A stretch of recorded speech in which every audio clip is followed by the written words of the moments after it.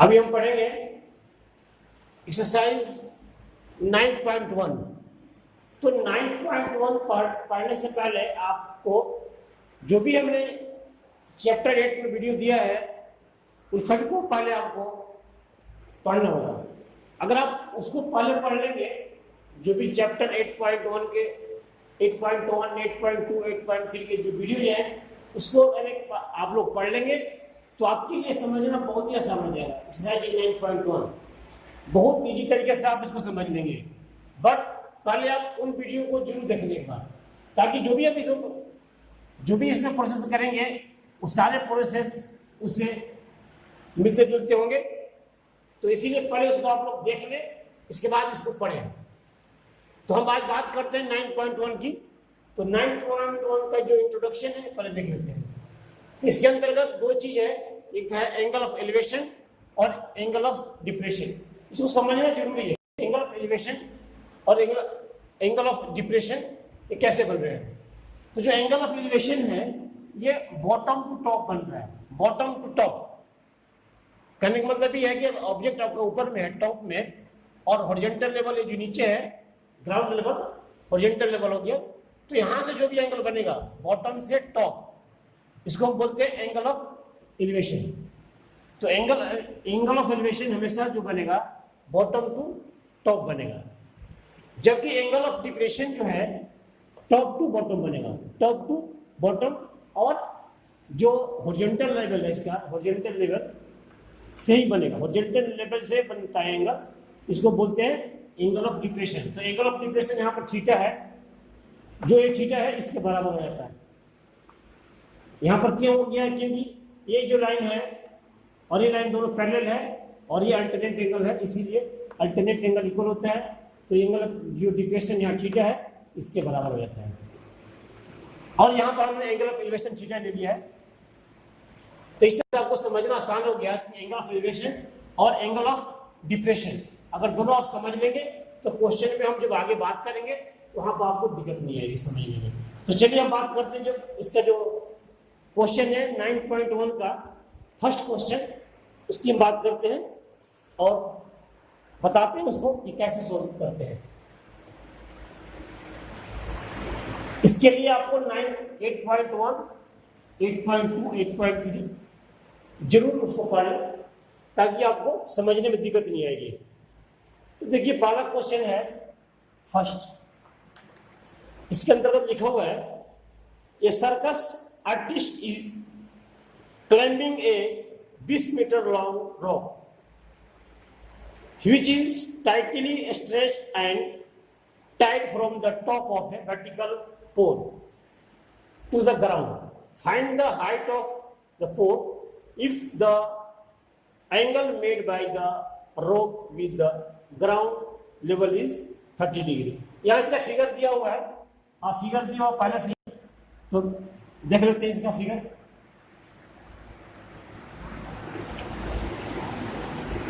ए और बी है यहाँ पर लिखा हुआ है, इसके बाद यहाँ पर सी है। एंगल ऑफ जो एलिवेशन है 30 डिग्री है। इसके बाद जो सर्कस का जो आर्टिस्ट है सी पॉइंट से यहां से एक रस्सी पर चढ़ रहा है और ये पोल है, ये भी एक पोल है जहां पर रस्सी को टाइट से बांधा हुआ है। तो रस्सी की लंबाई कितनी है? 20 मीटर है। रस्सी की लंबाई 20 मीटर यहाँ पर है।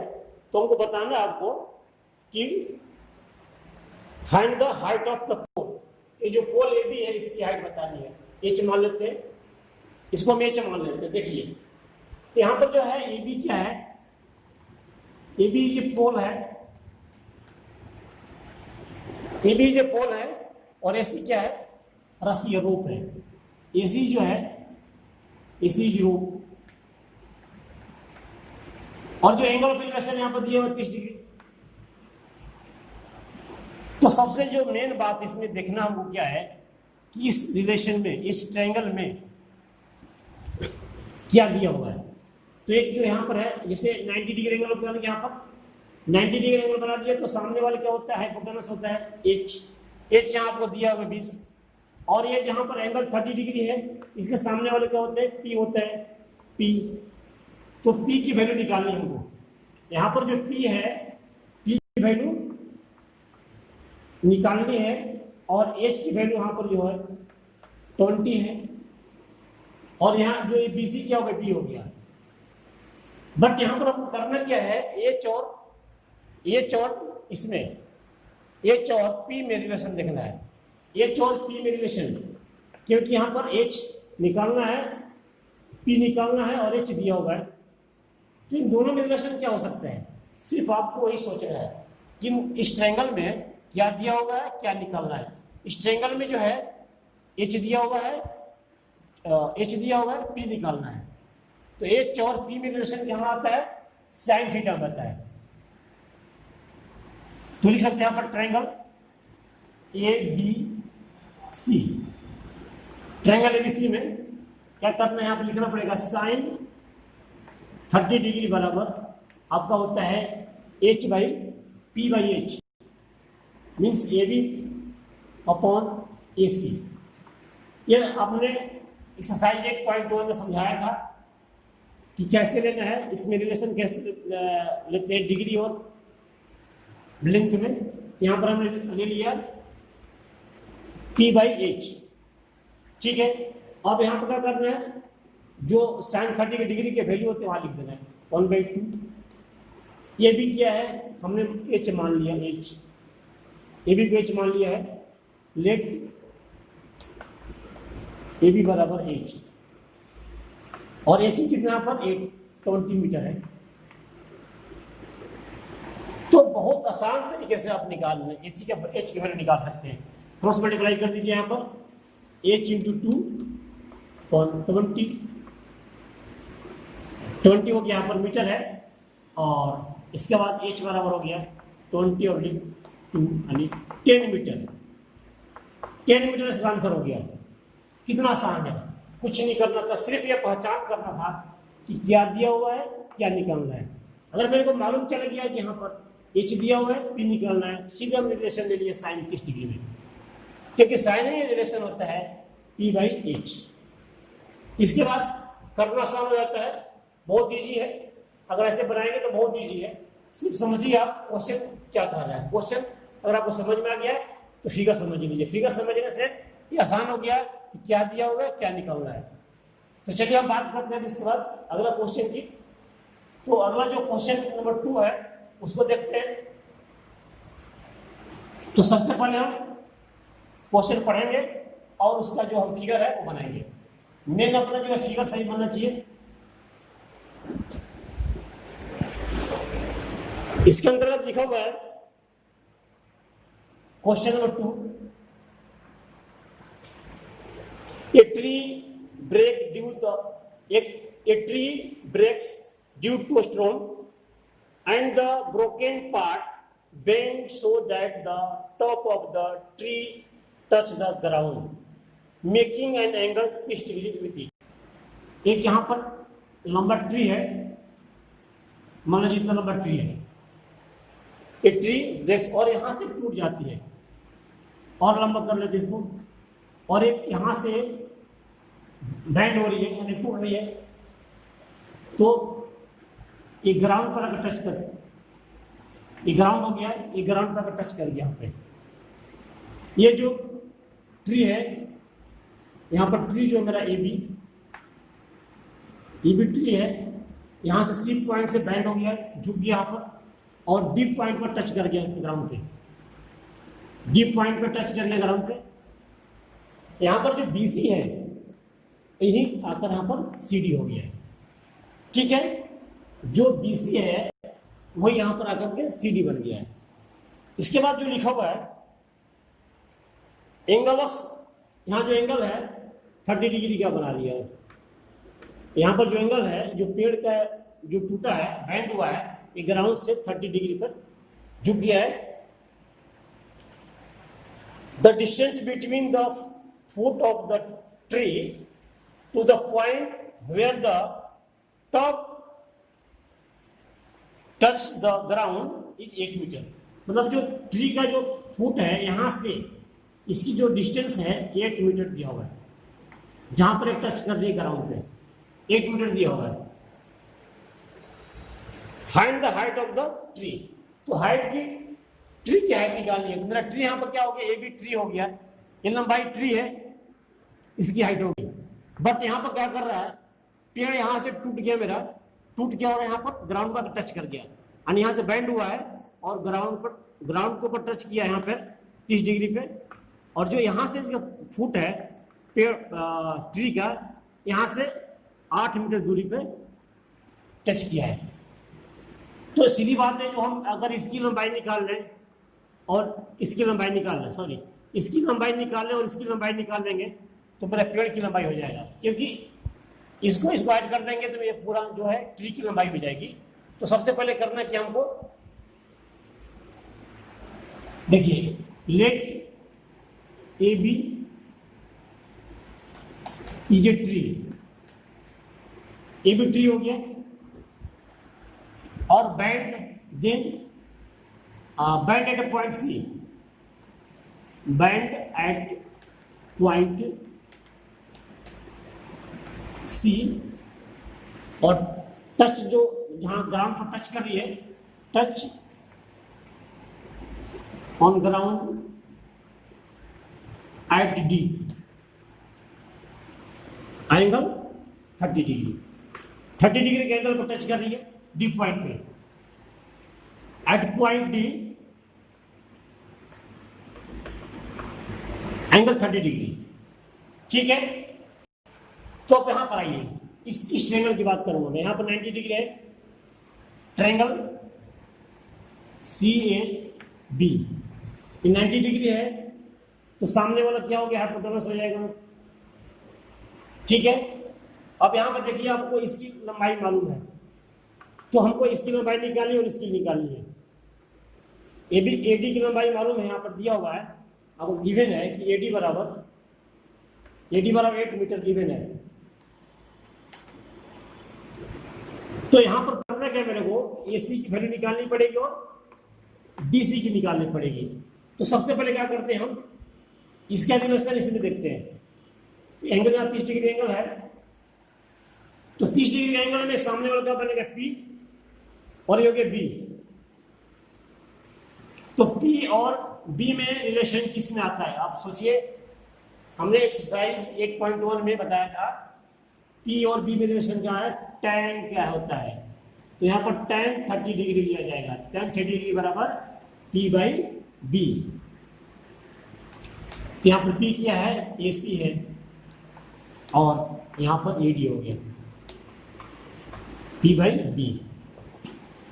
अब tan 30 डिग्री की जो वैल्यू होती है उसको देखना है, तो tan 30 डिग्री की वैल्यू होती है 1/√3 होता है। इसके बाद यहाँ हो गया AC अपॉन AD, AD कितना 8 मीटर हो गया। तो यहाँ पर AC की वैल्यू निकल जाएगी। अब AC बराबर निकाल सकते हैं हम, AC बराबर हो गया, क्रॉस मल्टीप्लाई किया तो AC बराबर हो गया 8/√3। ठीक है, अब हम बात करेंगे फिर ट्रायंगल ACD में ही, इसकी वैल्यू निकल गई मेरे को 8/√3।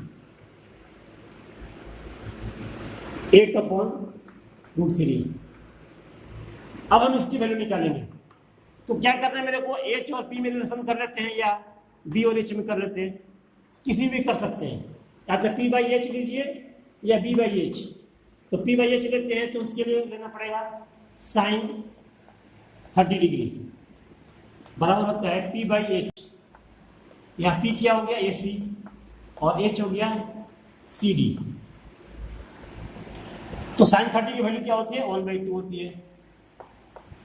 और AC दिया हुआ, यहाँ पर AC दिया हुआ है 8/√3, और यहाँ पर क्या गया CD की वैल्यू निकालनी है हमको। तो CD बराबर देख लीजिए क्या होगा, CD बराबर हो जाएगा, क्रॉस मल्टीप्लाई कर देंगे इसमें, तो CD बराबर होगा 2 × 8/√3, यानी 16/√3। अब हम बात करेंगे height of tree. Height of tree जो है, तो हाइट ऑफ ट्री क्या है, AB है height of tree. Height of tree AB तो ये भी बराबर होगा AC प्लस BC। और जो AC है, यहां पर जो BC है, BC क्या है, CD के बराबर है, यानी CD लिख दीजिए यहां पर CD। तो बस दोनों का वैल्यू निकल चुका है। AC की वैल्यू है यहां पर 8/√3 और BC की जो CD की जो वैल्यू है, हमने यहाँ CD की वैल्यू निकाल दी थी 16/√3। अब करना क्या है, इन दोनों को ऐड करना है। ऐड करने के बाद इसका आंसर आ जाएगा। तो देखिए कैसे करते हैं। 16 को बाहर कॉमन ले लेते हैं, 1/√3 प्लस 2/√3। यहां पर आ जाइए 16, इसको ऐड कर देते हैं तो हो जाएगा एलसीएम √3 आ गया यहाँ पर 1 + 2 16 इंटू यहाँ पर ऊपर होगा 3 और नीचे √3 हो गया। √3 से मल्टीप्लाई कर दीजिए ऊपर नीचे, रेशनलाइज कर दिया हमने। तो यहाँ पर होगा 16 इंटू ये 3 हो गया और एक 3 कट जाएगा तो √3। यहाँ पर √3 हो गया। यहाँ पर सॉरी, यहाँ पर 8 बाहर निकाला था हमने, 8 बाहर निकाला था तो यहाँ पर 8 हो गया। 8 का कॉमन लिया था 8 हो गया। तो यहाँ पर बच गया अपना 8 इंटू ऊपर में 3 है, यहाँ पर √3 है, नीचे 3 हो गया। 3 कैंसिल हो गया तो 8√3 मीटर, ये आंसर हो गया। ये 8√3 आंसर हो गया। बहुत आसान है। बस आपको जो हमने एक्सरसाइज 8.1 में समझाया था सब कुछ उसी का प्रयोग करना है, उसी का प्रयोग करते हैं। अब हम बात कर रहे हैं क्वेश्चन नंबर 4 AC और CD की वैल्यू निकाली है। क्वेश्चन नंबर 4 इसकी क्वेश्चन 4 है। इस तरह से देखिए बहुत आसान है, लिखा हुआ है। क्वेश्चन 2 भी हो गया अंतर्गत। The angle of elevation of the top of A tower. Top of A tower, एक टावर है, मान लीजिए ये भी टावर है और एंगल ऑफ एलिवेशन की बात कर रहे हैं इसमें। Top of A tower from A point on the ground. एक ग्राउंड हो गया यहाँ पे पॉइंट हो गया C। तो एंगल ऑफ एलिवेशन जो दे रखा है यहाँ पर,